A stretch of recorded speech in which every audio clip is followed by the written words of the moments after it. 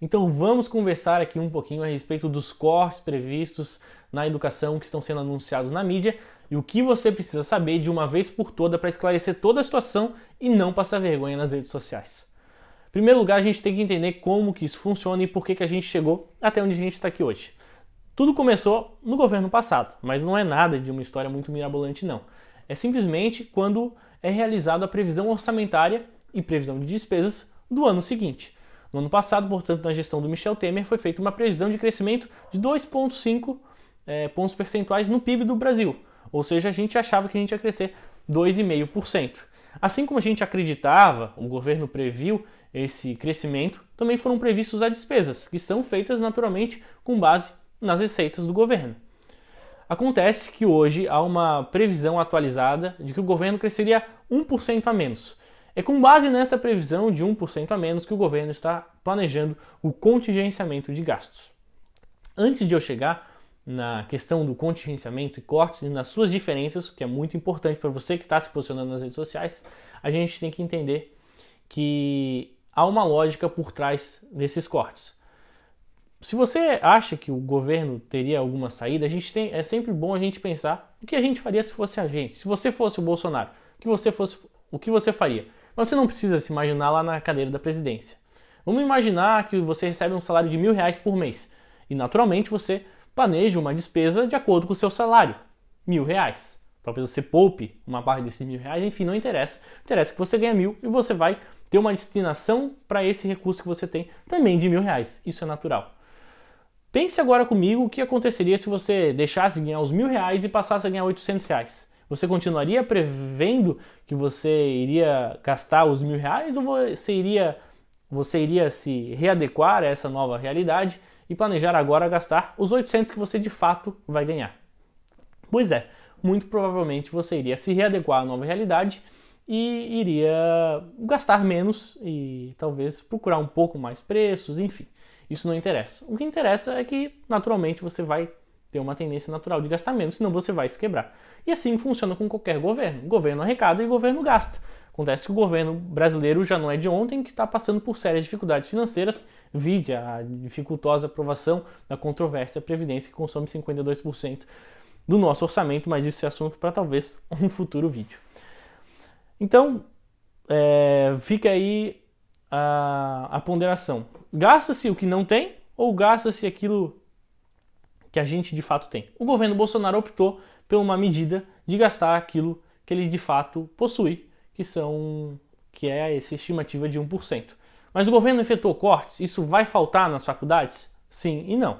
Por quê? O corte é quando essa ação de fato se concretiza. O contingenciamento é uma retenção desses futuros gastos a serem despendidos, ou seja, é um alerta, é uma retenção desses recursos que vão ficar nas mãos do governo até se confirmarem as expectativas da redução do crescimento. Se esse crescimento não for concretizado, ou seja, se houver de fato um crescimento de 2,5% e não de 1,5%, como agora está sendo questionado, provavelmente esses recursos vão ser liberados naturalmente. Isso é importante ficar claro, não é um corte, é um contingenciamento, é importante a gente saber a diferença. Mas se fosse um corte, se isso fosse concretizar, você vai dizer, a gente tem que ficar calado, tem que esperar os cortes na educação, a educação é uma área importante e tudo mais. Antes de a gente chegar no ponto da educação é uma área importante, a gente tem que entender aquilo que houve no passado. É importante saber o passado para a gente entender o presente e o futuro.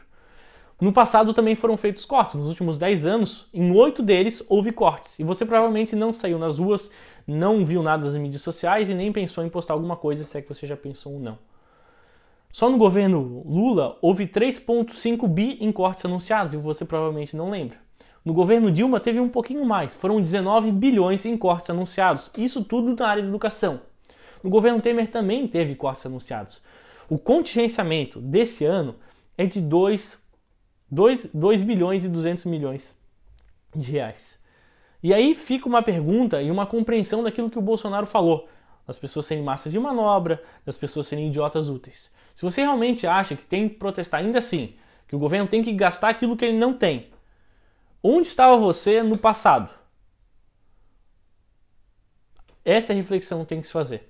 Não está se justificando a atitude do Bolsonaro, que foi equivocada. Um presidente tem que ter mais tato com a população. Não pode chamar os seus habitantes a população de um país de idiotas úteis somente porque eles estão protestando pelo que eles acham que está correto. Ainda que ele acredite que ele tem esse direito, que ele não deve ser tão polido nas falas dele, essa não é uma estratégia muito inteligente do ponto de vista da articulação política, uma vez que isso deu um combustível imenso para que os protestantes aumentassem o volume dos seus gritos. E provavelmente ainda vai dar muito mais do que falar. Mas é importante a gente saber então que essa não é uma atitude nova. Essa é uma atitude que vem acontecendo no governo ano após ano, porque geralmente, se a gente for analisar os últimos anos, é feita uma previsão de crescimento maior do que o crescimento real que de fato acontece.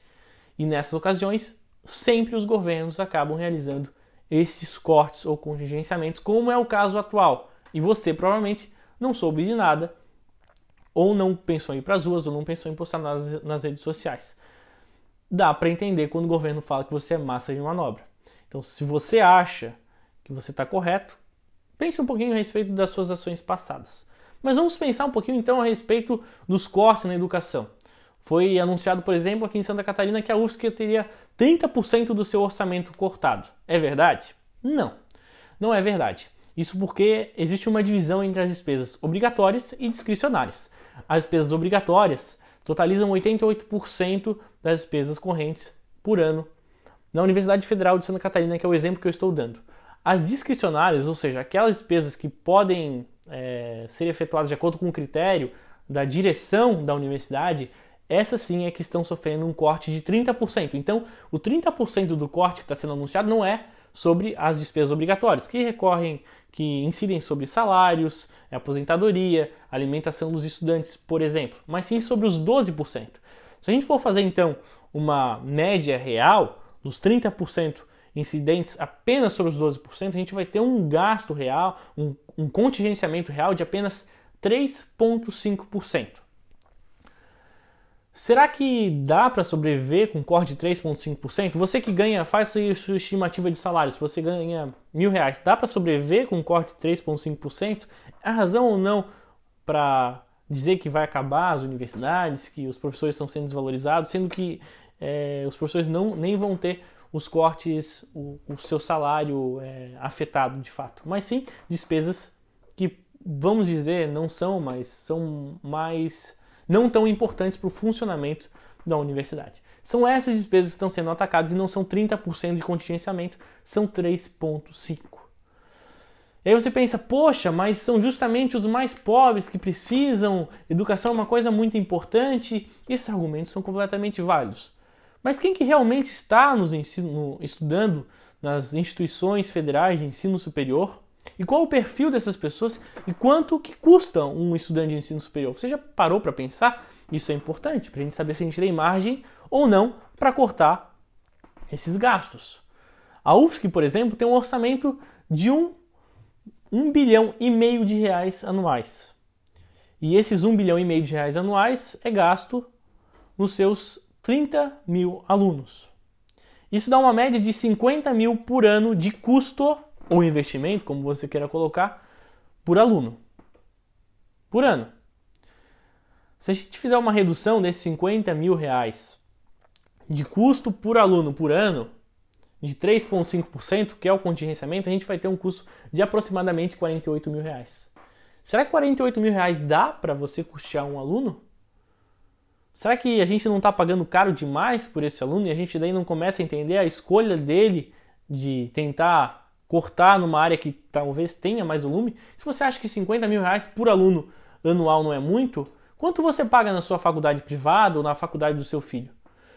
O ProUni, por exemplo, que é um programa de bolsas do governo, que utiliza o dinheiro do governo e que cede através de bolsas para que o aluno, que é bancado pelo governo, estude em uma instituição privada, que tem uma qualidade muito semelhante à qualidade do ensino público federal, talvez superior ou talvez um pouco inferior, depende da instituição, é de R$1.700 por mês.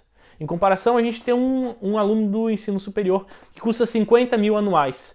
E no outro lado, a gente tem um aluno que vai ter um ensino igual, que custa R$1.700 por mês. 50 mil reais o aluno do ensino superior público e R$1.700 por mês do aluno do ensino superior privado. 50 mil anuais, R$ 1.700 mensais. A gente paga muito para um aluno do ensino superior público. E é evidente que tem muito a ser cortado desse valor. E aí a gente começa a entender por que o Bolsonaro optou por cortar do ensino.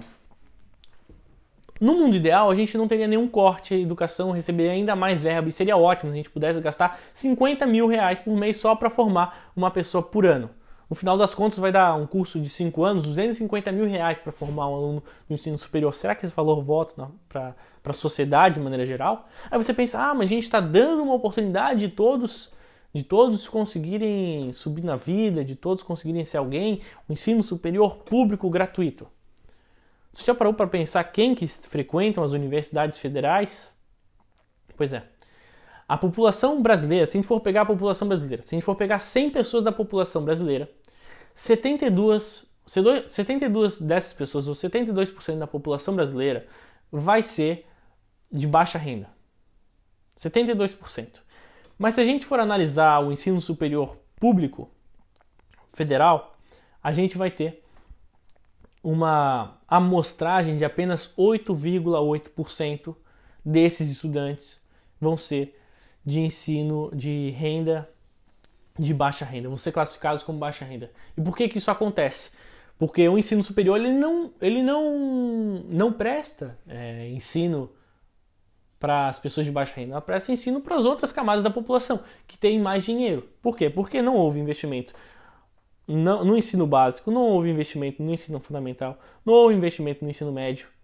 E só consegue acessar os vestibulares mais disputados, que é o caso das universidades federais, quem tem os melhores ensinos. E esses melhores ensinos estão nas instituições privadas.